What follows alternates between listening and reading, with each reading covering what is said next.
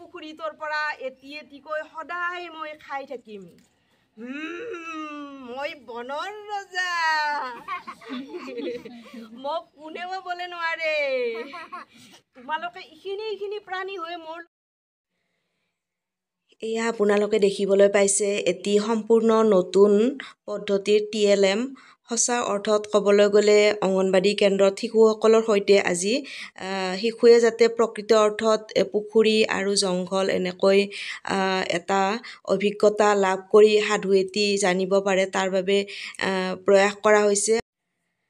আপোনালোকে সাধুটি শেষলৈকে চাই নিশ্চয় ভাল পাব আৰু ভাল লাগিলে আপোনালোকে লাইক কমেন্ট লগতে চেনেলটি সাবস্ক্ৰাইব কৰিবলৈ নাপাহৰিব কলে বহিলো তোমালোকে কি দেখিছা কোৱাচোন এইখিনি কি হয় তোমালোকে কি দেখিছা এইখিনি কি জংগল হয় নে নহয় কি হয় এই এইটো জংগলত এইডাল গছ আছে গছত এয়া গুটি লাগি আছে গম পাইছা এইটো কি হয় এইটো কি তোমালোকে কোৱাচোন আৰু এইটো কি দেখিছা এইটো কি দেখিছা কোৱাচোন এইটো কি সিংহ সকলে কোৱা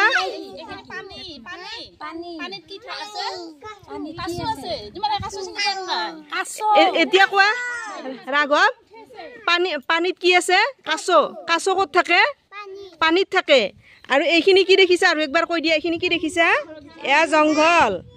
আৰু এইটো এটা জংঘলৰ ওচৰতে কি আছে পুখুৰী আছে এইটো পুখুৰী আছে জংঘলৰ ওচৰত দেই পুখুৰীত কি আছে পুখুৰীত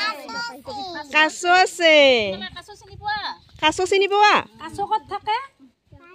পানীত থাকে ৰাচিতা কৈ দিয়া ক'ত থাকে কাছ পানীত থাকে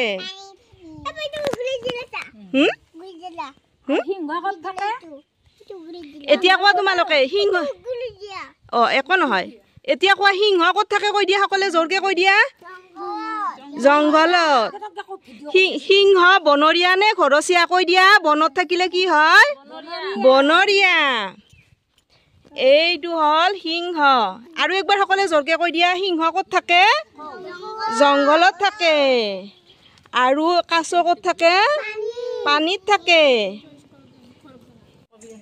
এতিয়া তোমালোকে দেখিলা এইখিনি কি বুলি কলো জংঘল আৰু এইটো হল পুখুৰী গম পাইছা এইটো হল পুখুৰীত কি আছে কাছ আছে আজি তোমালোকক এটা কি কম সাধু কথা কম কিহৰ সাধু কথা কাছ আৰু সিংহ এদিনাখন কি হল এই যে সিংহটো সদায় কি কৰে এই সিংহটো দেখিছা এই সিংহটোৱে সদায় আহি কি কৰে এনেকে আহি এনেকে পানী খাবলৈ আহি দেখিছা এনেকে সদায় পানী খায় এনেকে নামে আৰু পানী খায় আহি এটাকে কাছ সদায় খাই যায় হয়নে সদায় কাছ এটা খাই যায় আজি এটা খালা কালিও এটা খালা এনেকে খালা কাছ দুটা খালা তিনিটা খালা এনেকে খাই আছে বুজিলা এই সিংহটোৱে কি খাইছে কাছ খাই আছে তাৰ পিছত এদিনাখন সিংহটোৱে এনেকে পানী খাবলৈ আহিল আহোতে এই কাছটোৱে এনেকে আহি সিংহটোক ক'লে সিংহ ৰাজা আমাক এনেকে কিন্তু তুমি খাব নোৱাৰা এনেকে কৈছে সিংহটোৱে কৈছে কি মই বনৰ ৰজা ই কৈছে কি মই বনৰ ৰজা মই যি মন যায় তাকে খাম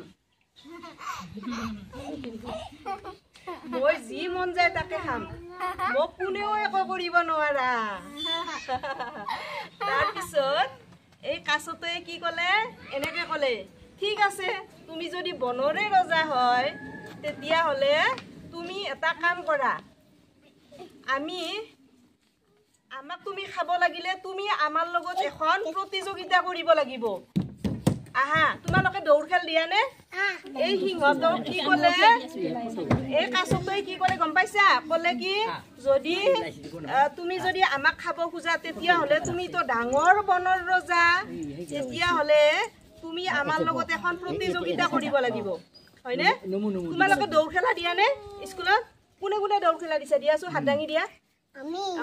আমি দৌৰ খেলা দিম নে স্কুলত তাৰ পিছত এই কাছটো কি ক'লে এটা কাম কৰো ৰজাই সিংহই সুধিলে বনৰ ৰজা সিংহই সুধিলে কি খেলা দিবা কি প্ৰতিযোগিতা দিবা আমাক কৈ দিয়া মই বনৰ ৰজা মোক তোমালোকে বলে নোৱাৰা তোমালোকে ইমান সৰু এটা প্ৰাণী হৈ মোৰ লগত প্ৰতিযোগিতা কৰিবা ঠিক আছে অহাকালি দেখা যাব আমি এখন প্ৰতিযোগিতাতে অংশগ্ৰহণ কৰিম তাৰ পিছত এই বনৰ ৰজাই কি ক'লে তোমালোকে ৰেডি হৈ থাকা কালি আমি এখন প্ৰতিযোগিতা দিম বুলি ক'লে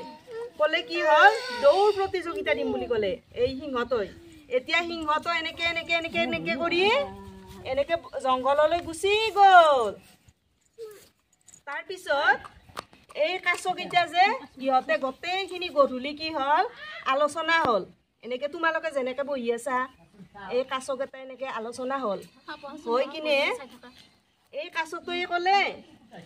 কাছ বন্ধুসকল আমাক যদি এনেকে সিংহই যদি প্ৰতিদিনে খাই থাকে তেতিয়াহ'লেতো আমাৰ বংশই নোহোৱা হৈ যাব হয়নে নহয় এটা এটাকৈ আজি এটা খালা কালি এটা খালা এনেকে খালে গোটেই পানীত কাছকেইটা নোহোৱা হৈ যাব নে নাযাব সেইকাৰণে আলোচনা কৰি কি কৰিলে এটা কাম কৰিম আমি অহাকালি সিংহৰ লগত দৌৰ খেলা দিম সিংহ যেতিয়া আহিব আমি এজন এজনকে এনেকৈ পানীৰ তলত লুকাই থাকিম আমি পানীৰ তলত তাৰপিছত যেতিয়া সিংহ আহিব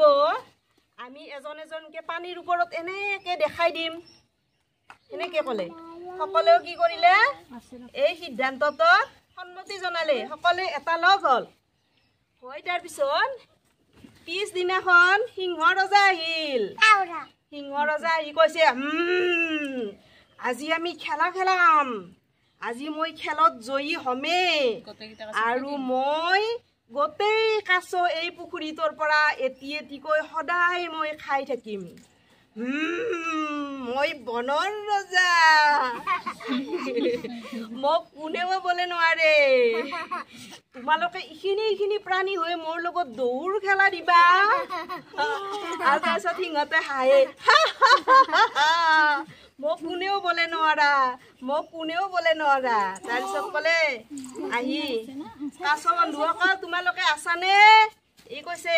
আছো মহাৰাজ আছো এতিয়া আমি দৌৰ খেলা দিম কাছকেইটাই কৈছে ঠিক আছে এতিয়া 1 2 3 বুলি দিয়াৰ লগে লগে আমাৰ দৌৰ খেলাখন আৰম্ভ হ'ব সিংহ এনেকে লাহে লাহে দৌৰিব পাই দেখা দিছো এই এনেকে সিংহ দৌৰিব দেই সিংহ এনেকে সিংহ ওপৰত আছে তাৰপিছত এই সিংহ এইবাৰ লাহে এনেকে লাহে আহিব দেই এই চোৱা দৌৰ খেলা দিছে এবাৰ 1 2 3 বুলি কৈ কথা কৈছো জোৰকে 1 2 3 এই দৌৰ খেলা আৰম্ভ হ'ল সিংহ আহি আছে এনেকে লাহে আহি আছে সিংহই সুধিছে কিমান পালা সিংহতে সুধিছে তাৰপিছত কাছতে কৈছে কাছ ৰজা মই এইখিনি পালো